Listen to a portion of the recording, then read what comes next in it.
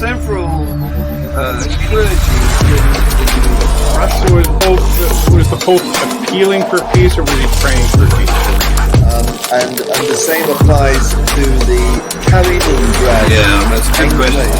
So what do you have to say about that, guys?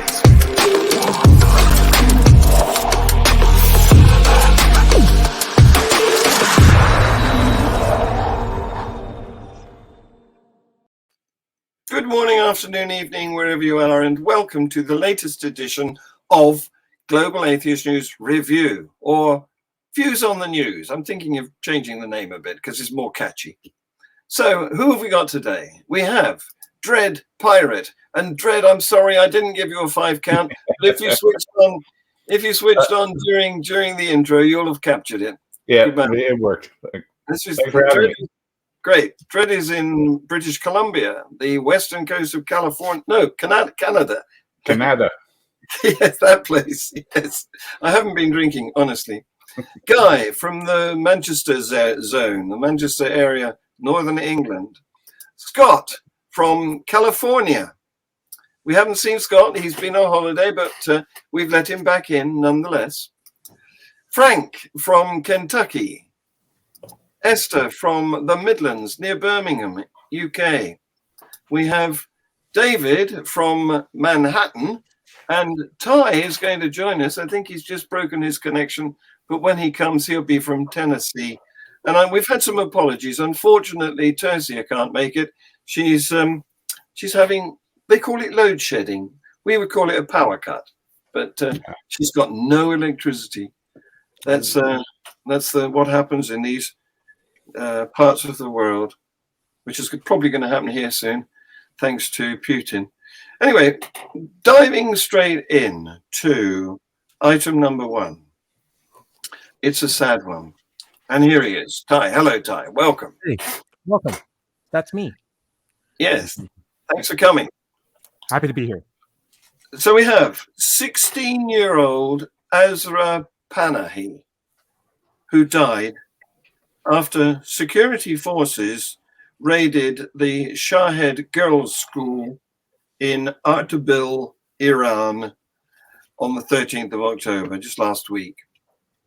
They demanded that a group of girls should sing an anthem that praised Iran's supreme leader, the Ayatollah Ali Khamenei, and the girls refused.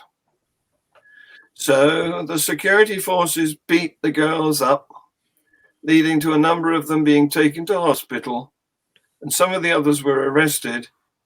And on Friday, Panaha died of her injuries. They're still at it, aren't they? Sorry about that, guys. It's outrageous. Yeah. Any charges being laid on these police? I've got no information on that. All I can tell you, in addition, is that schoolgirls have emerged as a powerful force following the video of Mahsa Amini, the 22-year-old woman who died after being beaten by the morality police for not wearing her hijab correctly. Yeah. And the schoolgirls have taken this as their reason to campaign. So the Iranian authorities have responded by launching a series of raids on schools, with officers forcing their way into classrooms, violently arresting schoolgirls, pushing them into waiting cars, and firing tear gas into school buildings. Aren't they nice? I mean, I read somewhere that something like 250 people have been killed in these demonstrations. Wow. Yeah, that's correct. Well, and I mean, sorry, guy, you can. No, go on. Yeah. You think about a 16-year-old. What harm can 16-year-olds pose that you will have to go to the school and ask them to sing an anthem to your leader? It's very concerning, and not just few weeks. Few weeks have passed since Mahsa Amini died. We still haven't people they're not done processing that.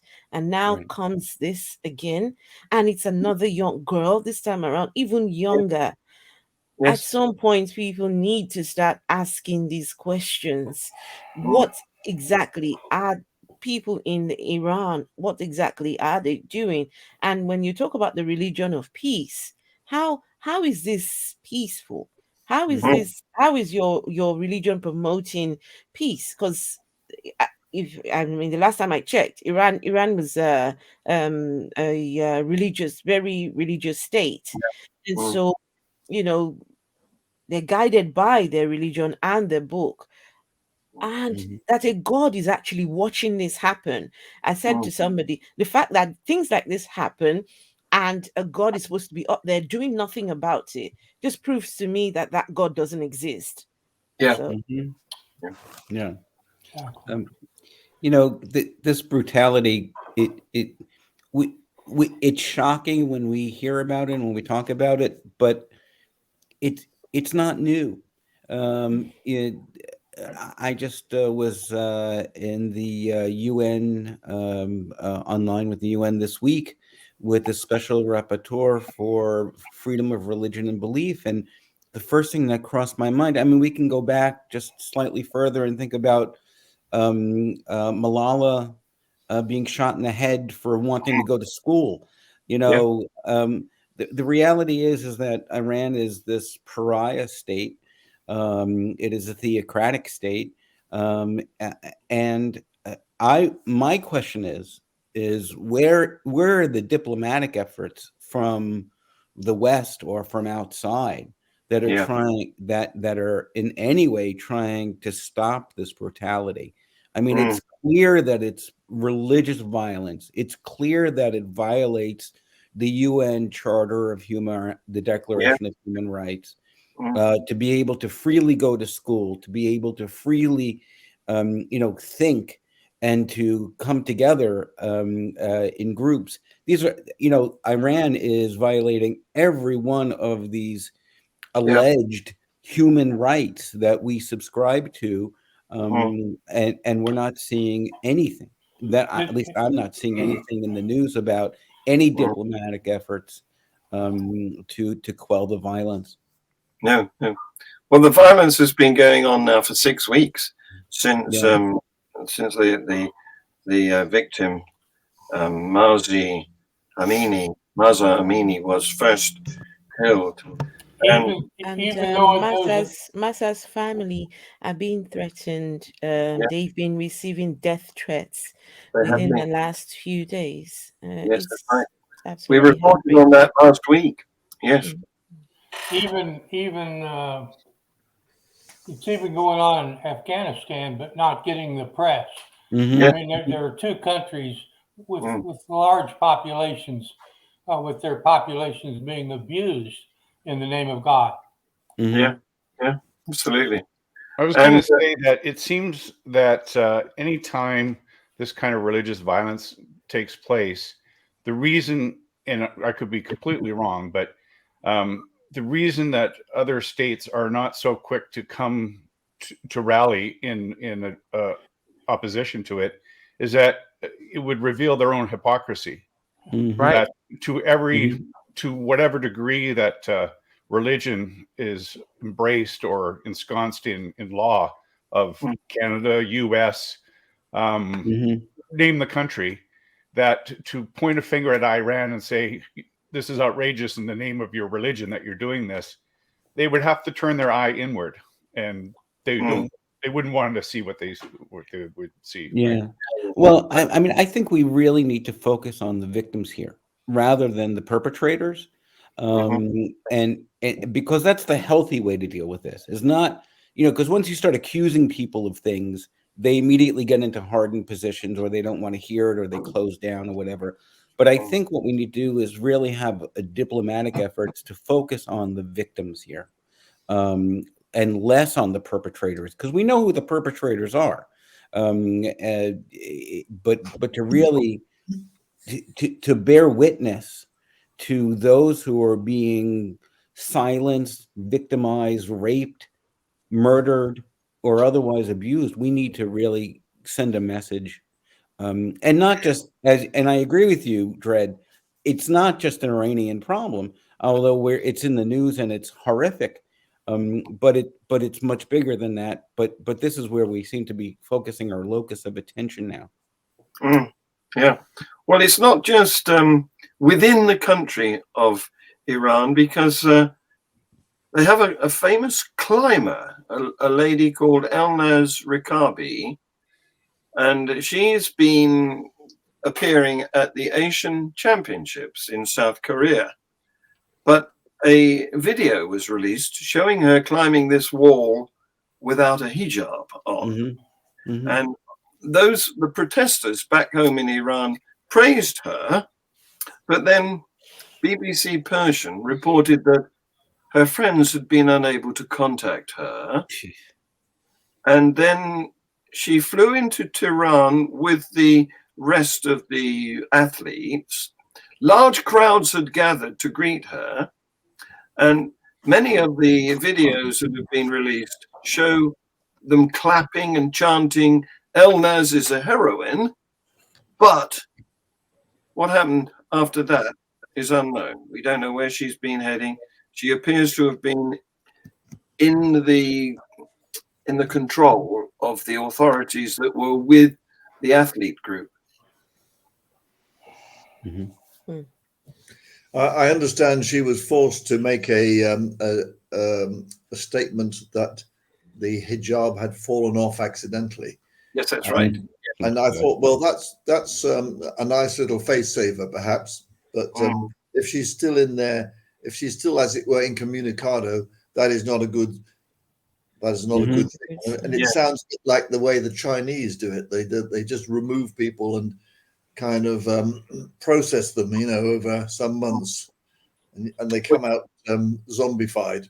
Well, you're right. There was a video, but in which she said that it fell off by accident. That does sound like a tall story. And the BBC Persian's correspondent, Rana Rahimpour, said that to many people, the language used in the video or in the post where she explained the loss of her hijab looks like it was written under duress. So there you go. Scott, have you got anything to say about the way these people are, what's going on in their heads when they're behaving like this? Eh? And it's women, it's young girls who gets to police the men's clothing. Is there any laws? Are there any laws for how men should dress? Well, only in regard to their hair and beard, I think. Yeah. In situations like this where you see not only a crackdown, but extremes of behavior from the authority, whether that's a state or a single dictator or even the leader of a local group, it's an act of desperation. You can think back to the kamikaze pilots from World War II. That was not started until Japan's military was on the edge. It's an act of desperation, very much like I think Putin buying the drones from Iran. These drones are not going to win a war. They're not going to take over a territory. No. But it's an act of extremism, terrorism, which demonstrates that the authority is feeling like their back is against the wall. It's almost petulant, isn't it? Exactly. Well, other Iranian women who have competed abroad without wearing a headscarf in the past came under pressure from the Iranian authorities to issue similar apologies, and some of them decided not to go back to Iran. who's surprised about that? Right. I'm glad they didn't Not have to. surprising. Mm-hmm. Mm. Sorry, Frank? Say, I'm glad they didn't have to, that they weren't forced to go back. Yeah, yeah. Well, other things are going on in Iran that you may have heard of, the notorious Evin prison, which is somewhere on the outskirts of Tehran. It's known for housing political prisoners, including British Iranian dual nationals Nazanin Zaghari Ratcliffe and Anousheh Ashuri. They were both held in this Evin prison for several years on spying charges. Well, there's been a fire. 4 prisoners have died and 61 have been injured. We don't know why or what the implications of this are, but the videos have shown flames and smoke, and gunshots and explosions could be heard. So it sounds unlikely to have been, an accidental fire. And apparently the British national who was held there, Anousheh, said, I used to call it the Valley of Hell. So you can imagine the situation there is really dark. Medical care is next to zero. They're living with bed bugs, cockroaches, rats, you name it. Well, that's the Evin prison. Sounds nice, doesn't it? Yeah. It sounds like Rikers Island here in New York City. Yeah. It won't qualify for the Holiday Inn. No. Now, I'm curious how you got from the sounds to it not being an accidental fire. Tell me how one got you to the other. Well, if it was an accidental fire, what is the explanation for gunshots and what were the other things? Explosions. Explosions, yes. I mean, fires do cause explosions. Yes, okay. And people often mistake popping sounds for gunshots in a situation where you might expect guns. Yeah. But even if it was gunshots, I can completely imagine an accidental fire leading to people trying to desperately escape, and then guards shooting at them or near them, or actually killing them for trying to escape. None of which indicates that the fire was anything other than accidental. Now, I'm not saying it was accidental. I was just trying to figure out how that set of facts led you to not being accidental. Well, we can only speculate at the moment. There's not enough news that's come in yet for us to be sure about the cause. And there's a reason for that, because, of course, as I've got to report in the later item here, that BBC and other independent news gathering agencies don't have access to Israel. It's a closed society. So I'll go to that item now, and we can duck back to the other ones in between. So here we are. This one says, Iranian authorities have been disrupting the internet service in order to limit the flow of information and to control the narrative. But Iranians are still sending BBC Persian videos, phone videos of protests that are happening across the country via the messaging apps like, WhatsApp and so on. So shocking incidents have been shown. People have been the BBC has to check these. They've seen a woman dragged away by female special forces, security forces shooting from a pickup truck. I've seen that video. There's a pickup truck, and mounted on the back, there's some sort of gun. So it's swiveling around and firing. I have no idea at whom. Men have been ducking for cover, all in these videos from the gunfire. So what the BBC has to do, since they're not allowed to gather the news themselves, is try and authenticate these phone videos that have been sent to them. And what they do is they try to establish when and where it was filmed. And they can pinpoint the location by looking for landmarks and signs of the footage and checking them against satellite images and against street-level photos and previous footage. Weather reports, the position of the sun, and the angles of shadows it creates can be used to confirm the timing. So it's quite difficult to get good information out of Iran. Yeah, so I'll just remark to this because I'm actually working on this thing called OSINT, which is open source intelligence. I'm a private detective, a private investigator, so I'm upping my skills here. And there's a lot of metadata that's available in video and pictures and whatnot that a proper investigator should be able to determine the veracity of the images and that they're not just some stock footage or the dates are correct and all that kind of stuff. So yeah, I guess there's an imprint of each individual phone on every video taken. Yeah, but once that's sent via messenger, does the metadata get changed to the phone and time that the message was sent as opposed to the original filming? I just don't know. No, it's a many layered process for sure.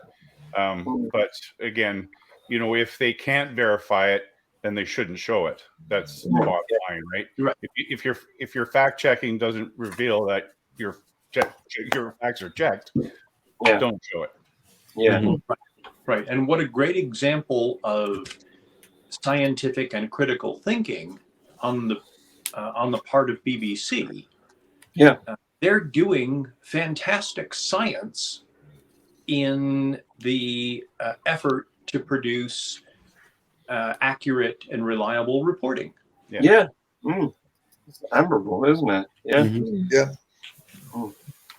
Well, staying with Iran, there's been a PR fiasco because a big billboard, a giant billboard in the central square in Tehran depicted women, a montage of about 50 Iranian women wearing the hijab, and the slogan to this big picture was "Women of my land." However, the women whose images have been used objected. One of them was the multi-award winning actor name of Fatima Motamed Arya. She protested, releasing a video of her protesting, not wearing the hijab, she said. She was in the video that she released. She wasn't wearing the hijab. And she said, "I'm not considered a woman in the land where young children, little girls, and freedom-loving youths are killed in its fields." So there was a whole host of these 50 women who objected, and eventually the authorities took the billboard down. Good. One of the women was a film director named Marzia Borumand, and she said, "Gentlemen, remove my photo from the wall under which you oppress children and young people. Wow. I will never allow any group inside or outside this country to use my cultural identity for their own benefit." Good on her. Yeah, absolutely. Here. Well, I mean, what's interesting is at where are they, in relation to this, as it were, revolution? Are they anywhere near actually the point where the regime will collapse? And none of us can really tell. No. Well, I've got an item that deals with that too. And are they actually living in Iran while they're making these statements? I don't know. If their geography may be bolstering their ability to speak freely. Yes. I saw a group of women. I think they're in the US, but they are originally from Iran. And they made a protest, and they were naked. It was a naked protest. And speaking, really? that to me, I think that's a strong message. Yes. When you have to be naked to pass on this message that enough is enough, we choose to not be oppressed, and that this head, it's only a piece of cloth, and you cannot force us to carry on wearing this. Some of us, for some people, they still would like to wear the hijab. Mhm. They choose to still wear it, Right. but at least make it a choice thing, Yes. whether you choose to wear it or not to wear it, and not Mhm. force everyone to wear it. Absolutely. It shouldn't be compulsory. I mean, So there you're are absolutely right. institutions all around the world. I mean, I know there was one in Manchester where there's quite a Manchester, UK, where there's quite a big Iranian expat community. And there was a demonstration here, and I suspect in many, and I know there was in London. Yes. And of course, Mariam Namazi was right there at the front. Absolutely. Well, you're absolutely right. The I anti-government I was naked and protesting Iran too, but I was doing that in my house, so I don't know if that counts for anything. We are not the requesting video. next thing. No, that was going to be my next question. Where can I go and see this protest? Please don't send me videos of this. Thank you. Dr. Ty wants to say something. Yeah, just can I be heard? Can you guys hear me? Yep. Great.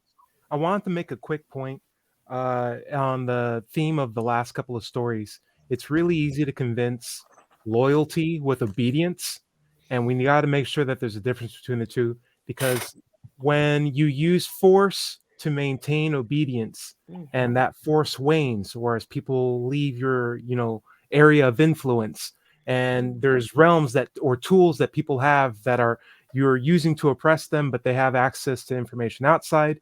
Your force can't be everywhere, but their information access can be. And I think what we're seeing right now is the desperate wanting of the force that needs to be applied to maintain the level of obedience that they desire, and the loyalty that they never had to begin with. I also had a friend of mine who worked in one of our laboratories who was an atheist from Iran. I won't say his name or their name or her name, just to help their identity. But when they were in our laboratory, we were talking openly about atheism. And I don't even know if I think I was an atheist then. It was still a relatively new thing for me. And he was excited because he was an atheist too. And he was someone I could talk to about this in the South. And he said, yeah, I don't even raise my family on the religion that we have. And, when we were there, it was solely for showing. Like, you show up at mosque to show everyone else that you're at mosque. And you do the forehead praying with a stain on your head so you can show everyone else that you're part of the plan. But he never really took it as gospel or serious or knew it. He did it so his family could be safe and stuff like that. And so when he was working over here, he got another job that unfortunately took him back to where he was at. But I was like, I can imagine that the people who are going through this, both men and women, are largely following a script for the interests of the safety of their family. Out of obedience, but not out of loyalty. And I think that should be known. Yeah. They're paying lip service to the rules, aren't they? So you're absolutely right. What's been going on in Iran has spilled out onto the streets of Europe and North America. And one example is a guy called Tahiri Danesh, who is a human rights researcher who lives and works in London. And he said, it's phenomenal. It's happened at such speed. And this sense of camaraderie among Iranians has been amazing. So he's hopeful that this is going to be a turning point for Iran. Although last week we heard from people who were very depressed about it and thought that the authorities could never be overturned. So wait and see, I'm afraid. There's nothing more we can do. But it's not all about... I think it's safe to say that the revolution has begun in Iran. Yeah, I hope you're right. I think so. Yeah, good. Let's just remember that the enemy isn't the religion, it's the need for power by a select few that's in Iran. Like, I think a lot of the stuff that we're seeing would happen if they were worshiping seals or unicorns or leprechauns. Like, this is a group of people trying to maintain power over a lot of other people. And like when the revolution happens and they're still in charge, then it's just the same system with a different Right. facelift Well, it's on like that Who song. Mm. Here comes the new boss, same as the old boss. Mm. Yeah, well, I thought Allah was a seal, actually. I must be a bit confused. Anyway, in New Jersey, a bulldozer, which has become the symbol of oppression of India's Muslim minority, rolled down the street during a parade marking India's Independence Day. And so this sparked a protest because half of the people there are Muslims wanting to celebrate the holiday, and the other half of the people there are Hindus who want to violently confront them in the same way that happened in Leicester, England, last month. So, and this has happened as a result of Prime Minister Narendra Modi and his Bharatiya Janata Party, who have promoted Hindu nationalism in India. I'm confused. There was a bulldozer that ran over people, or was it just there? Was it parked? No, Was there I construction? think it was just in the parade. Okay. Right. But it Sounds like a typical day in New Jersey to me. Yeah, I'm just like, New Jersey's got a bunch of them. Everyone's a construction guy. Yeah, really. I think this I- is Terrence, where would you you park the bulldozer at the parade again? It's going to cause a national incident. Don't you know that? Forget This about is- it. All right. this You're is required to hire a construction worker who's mobbed up. That's right. That's right. This probably had something to do with The Sopranos. I remember a quote by, I think it was Christopher Hitchens, that said, religion poisons everything. Mhm. Yes. And you look at these people, the Hindus are now fighting with the Muslims. There's never an end to these fighting. If they're not fighting the other religion, they're fighting within themselves. The Muslims, within the Muslim religion, the Shias are fighting the Sunnis, Yeah. and the Sunnis are fighting the other people, right? So this is what religion does, because everyone in their religion believes that theirs is right and the other people have it wrong. You're worshiping the wrong God. You've got the wrong beliefs. We've got it right. And, everyone wants to prove something. They've got something to prove, not just to themselves, but to their religion. And some religions go as far as to tell its followers that they have to fight for the cause, right? They have to do a holy war, jihad. So you see these people going out there fighting for what they believe. They strongly believe that they've got it right. Mhm. I And want to ask. in some cases, you're told that when you're done fighting, 72 virgins await you Yes, out Mhm. there.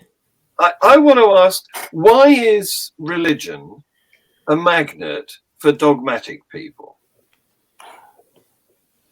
Well, the sense of From a right? cultural point of view, you're talking as much about religion as you are talking individual heritage. And now I'm not a psychologist, but it relates to individual and group identity as well. Yep. I mean, in the U.S., you have the Christian nationalists who are entwined with the Republican Party, talking about end times and how, the only way you can save the country is if you love Jesus, and if we take power over, we'll make this a Christian country.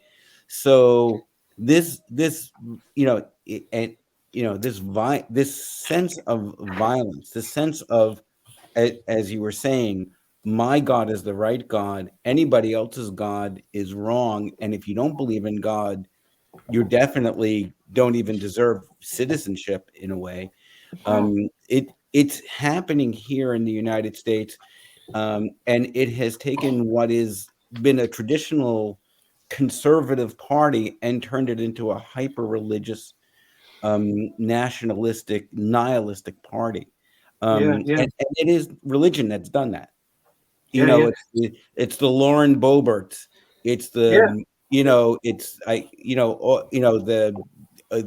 the several of the Republican congressmen and some senators, the ones who denied the election, the ones who deny all these different things, and they're all doing it because of their religious belief.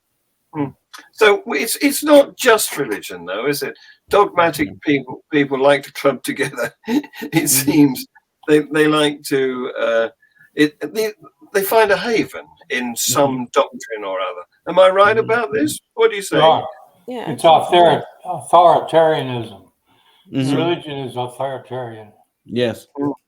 And I want to add something else. A lot of people don't get the choice of whether or not they join a dogma. Like a lot of it's infused in them as they're raised, as they're being indoctrinated in the society that they're raised in. And I never had a chance to have critical thinking outside of a religious point of view until I was in college. And then I realized that there are other systems, and I had to ask myself a lot of honest questions. Not only that, but a lot of people who are adults who are religious now have to deal with the same hill that I overcame, which is there are a lot of ambiguity. There's a lot of ambiguity in the world and a lot of uncomfortable questions I have to ask myself. And dogma offers certainty in the face of uncertainty. And there's nothing more uncomfortable than dealing with uncertainty. So even if it's false. Right. And it wasn't until I learned to love the feeling of uncertainty and appreciate what doubt is. I couldn't come to terms with the idea of like, wow, I need to get back in religion as soon as possible because this is really scary on this other side. I need the blanket. I need the security. Yeah. So I don't blame them, especially if you never had a chance to get out of it in the first place. Right. Several people have talked about the potential evolutionary advantage of thinking in superstitious ways. So that if there's a rustling in the bush, and you presume it's not a tiger, but more likely a rabbit, and you go chasing after it. If you're wrong, your genes don't get passed on at all. Yeah, because you get eaten by the tiger. Whereas if you get a bit superstitious and presume it's a tiger and become convinced it's a tiger and nobody can tell you that it's not a tiger, and so you hunker down and hide, you might miss a meal of one rabbit, but you don't die. Yeah. Well, so there have been. Go ahead. It's actually called hyperactive agency detection. Kahneman, in his book Thinking Fast and Slow, talks about the two types of thinking: the type 1 thinking, type 2 thinking. So what type 1 thinking is a really fast assessment upon which you can react quickly. Type 2, of course, is more thoughtful, takes reason, critical assessment of the situation. But those two don't work together; they work separately, and it's not until you slow down to that type 2 thinking that you can then reason out what a threat may be or may not be, and just illustrating what Scott was saying about the rustle in the trees. Whether it's a wind or a tiger, you're better off thinking it's a tiger because chances are you're going to live another day to find out it's the wind. Well, you've broached a subject there which I want to spend more time on, not tonight, but I want to set up a free thought hour in which we toss these ideas about, and I want to invite Scott and David and anybody else who'd like to come along and express a view about things like that, and particularly about belief. What is it? How do we come by it? Is it a choice? Stuff like that. Are we allowed to bring our opinions? Because I think you're of the opinion that we can choose our beliefs, right, John? Yeah, well, here's the thing. Tercy and I had a talk about this last night. Here's the thing. I don't think we can choose our first belief. because my view is that this is going to take longer than the program time left. But Yeah, my no, view is, something. very briefly, my view I'd is love that to we're hear. born without any beliefs because we're born without any communication ability. We can't speak, so we can't have heard of any gods, so we're born atheists. That's my view there. But then as you learn language, so you learn the concepts of the people around you who may be feeding you their belief system. Didn't happen to me, luckily. My people weren't inducted themselves. But so you can't really choose your first belief because you imbibe it as you discover how to speak. But your second belief is eminently choosable. And there's been, lots of examples of Cassius Clay turning into Muhammad Ali and so on and so forth. I think that is an interesting discussion to have. Yep. So, Absolutely. yeah, Well, go I'd for like it. to participate. Not now, but later. Yeah, great. Okay, we'll set it up for some time. It'll be November now because we already have schedules. Yeah, thank you for that. So, staying with the US of A, and this refers to something that David mentioned last week when a pregnant woman in Texas was pulled over for driving alone in the high occupancy vehicle lane.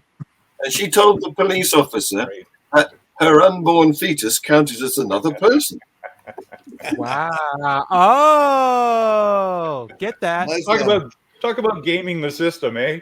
Yeah, absolutely. Yeah. So anyway, this has progressed because the US Supreme Court declined on Tuesday to hear a case involving a debate over whether a fetus is entitled to constitutional rights or not. And so they rejected this, and it was spearheaded by a Catholic anti-abortion group who were trying to prevent abortions, but on the grounds that a person, an unborn fetus, is a person and deserves fetal personhood. But the court rejected that on the grounds that enshrining the concept into law could have consequences for those who plan to become pregnant through in vitro fertilization. What do you do with all those other embryos? And could result in the criminalization of abortion as homicide. So what's going on there? Oh, man. That's the risk. It is. David, you're muted. It does rather sound as if the US Supreme Court is rowing back a bit on their Roe v. Wade. Is it Roe v. Wade decision? Yeah. Yes. Yeah. But I think that in some cases, and I'm sorry for jumping in, they may have decided to not touch that fire because the midterm elections are a few weeks away, and people are already fired up over the loss of Roe v. Wade as federal law. And had they taken that up, that I think would have really pushed a lot more people to be politically active against the Republican Party. But this is just the logical extreme of the Catholic Church saying every sperm is sacred. Right. Don't masturbate because you're killing children. I mean, this is the insanity of it. Yeah, especially when it is Mother Nature who commits the greatest number of abortions. Absolutely. Oh yeah, absolutely. And also, there are scriptures in the Bible that talk about the process.